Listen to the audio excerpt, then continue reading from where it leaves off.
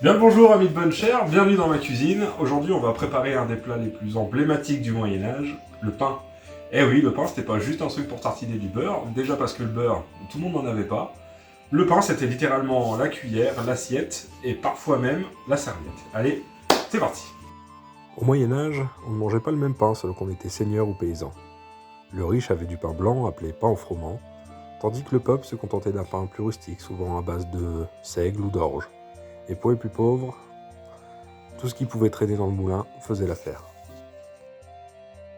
Bon, passons aux choses sérieuses. Pour notre pain, on aura besoin de 500 g de farine. Alors moi j'ai pris farine d'épeautre et lin mélangée avec un petit peu de graines, ce qui se rapprochera un petit peu plus du pain paysan. On aura aussi besoin de 10 g de sel, un petit peu de sucre. Alors le sucre n'est pas obligatoire, une cuillère à soupe suffit. C'est pour que la croûte soit un petit peu plus croustillante et légèrement plus épaisse. C'est pas nécessaire, mais c'est pas mal. On aura aussi besoin de notre levain, à peu près 100 g. Alors le levain est quelque chose que les boulangers du Moyen-Âge maîtrisaient déjà.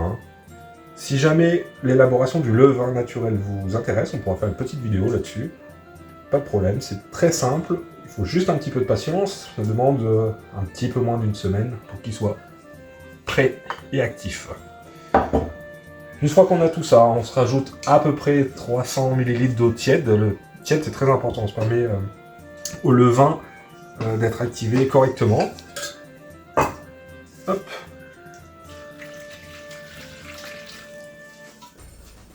Et voilà. Alors là, c'est au choix, soit avec les mains, soit avec une spatule. Pour la vidéo, on va peut-être le faire avec une spatule, ça évitera d'en avoir un petit peu partout. En tout cas, au début. On mélange bien tout ça.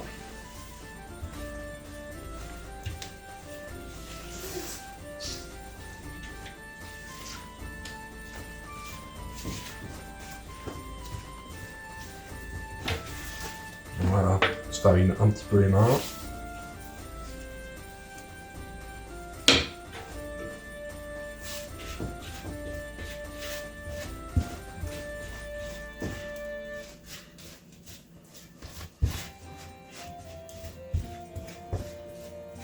Alors, pendant qu'on pétrit, on peut se raconter quelques petites anecdotes sur le pain au Moyen-Âge.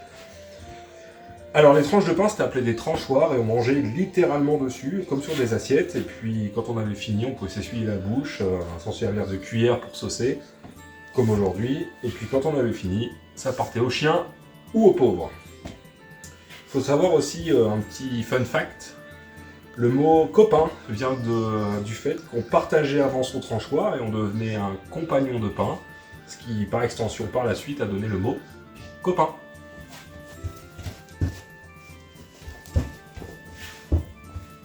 Et voilà, que ça soit bien homogène. Alors c'est normal, c'est au levain, la pâte est un petit peu plus liquide et collante que la levure chimique. Ne s'inquiète pas, tout est normal. Et on peut voir que la pâte se tient pas. Elle est cassante. Alors c'est normal, il va falloir laisser pendant 1h30 et toutes les 30 minutes venir faire des replis sur la pâte pour lui donner un petit peu de force. Et la levure, donc notre levain, va manger le gluten, ce qui rend d'ailleurs le pain plus digeste et aussi plus favorable aux intolérants au lactose. Voilà. Alors pour les rabats, je vais vous faire voir vraiment, qu'on voit bien la caméra. Voilà, votre pâte sera comme ça, donc c'est liquide, c'est normal. Vous prenez un coin, on lui donne de la force et on rabat. On fait ça tout le tour. On prend, on rabat, on prend, on rabat.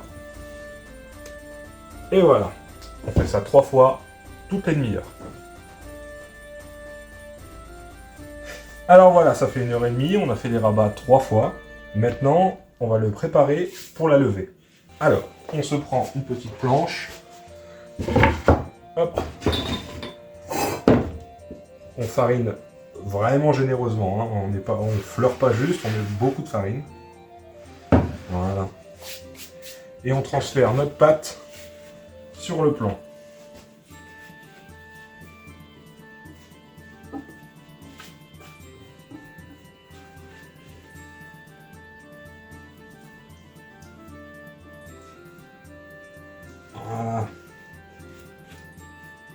Hop.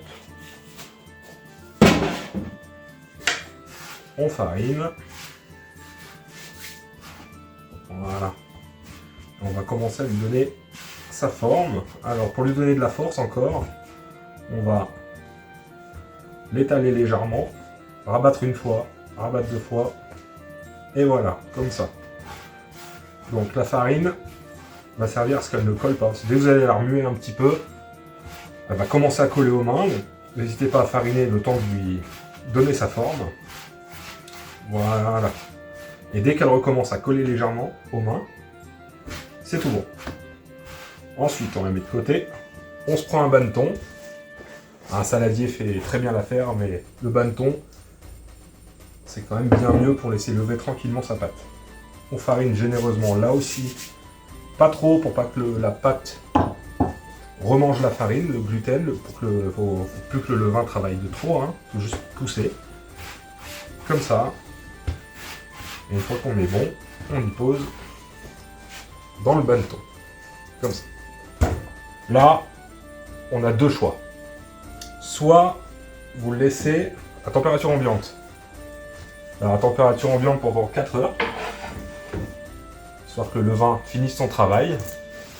Sinon, c'est au frigo toute la nuit pour le cuire le lendemain matin. L'avantage du réfrigérateur, c'est que le levain va continuer à travailler toute la nuit et il va donner un vrai bon goût à la pâte. Les 4 heures suffiront, mais on voit que le levain travaille vraiment plus en laissant notre pain au réfrigérateur. Là, c'est au choix. Soit on la fait vite, soit on peut patienter. Allez, c'est parti. Donc, notre pâte a bien levé pendant 4 heures à température ambiante.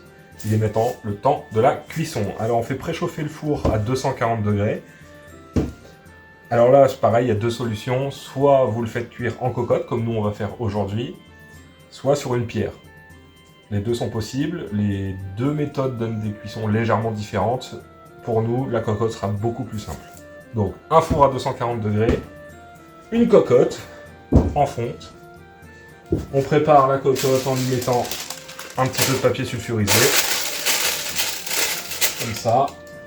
Un fond d'eau en dessous du papier sulfurisé. Hein. Pas par-dessus. Voilà. Ça permettra d'avoir toujours de l'humidité dans la cuisson. Ensuite, on sort notre banneton. Hop là. Voilà. Voilà. Voilà, on prend un couteau et on va le scarifier. Alors c'est très important de le scarifier, ça va permettre au moment de la cuisson que le pain n'explose pas. Ça va l'aider à évacuer l'humidité qu'il a à l'intérieur de la pâte. Alors là, vous pouvez laisser libre cours à votre imagination. L'important, c'est qu'il soit scarifié. Une fois scarifié, on le dépose dans la cocotte. On referme et ça part au four pour 35 minutes. À 240 degrés donc.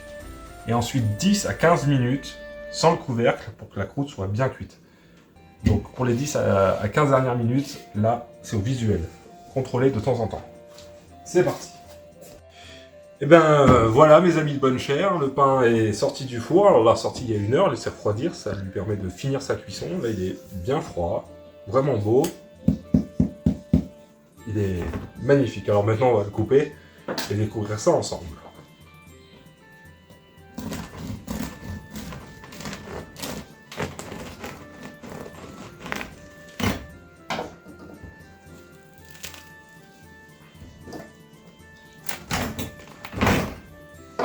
Regardez ça, un pain bien aéré, à une odeur incroyable, légèrement acidulée, un peu comme la levure de la bière. Magnifique. Alors j'espère que tout ça, ça vous a plu, et dites-nous en commentaire quelle vidéo vous voudriez voir pour d'autres recettes médiévales sur notre chaîne. Abonnez-vous et à bientôt sur la taverne.